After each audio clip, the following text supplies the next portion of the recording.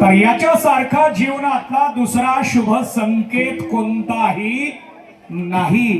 बघा, आपण काही मंडळी आज रायगडला दर्शनासाठी रायगड पाहावा म्हणून काही मंडळी आली आणि त्यांना लक्षात आलं की इथं कार्यक्रम आहे आणि आपल्याला आज वर जायला अडचण आहे। त्यांना वाटायला लागलं की आम्ही रायगडला आलो, रायगड पाहावा म्हणून आलो। मला वाटतं रायगड पाहायचं म्हणून येण्यापेक्षा रायगडला समजून घेण्यासाठी आलं पाहिजे। रायगड पाहणं वेगळं, रायगड समजून घेणं वेगळं। ज्यांना रायगड पाहायचंय त्यांनी पहिल्यांदा इतिहास वाचावा।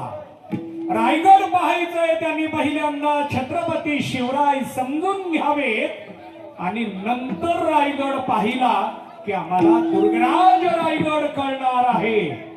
कारण रायगड पाहण्यासाठी डोळे लागणार आहेत का दृष्टी लागणार आहे?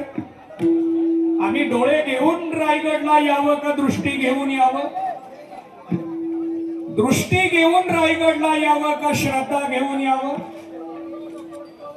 बघा, रायगड पाहायला आलो म्हणून आम्ही काही जण दुर्गराज रायगडवर आलो तरी इथं घाण करणं सांगावं लागतं, सूचना द्यावी लागते।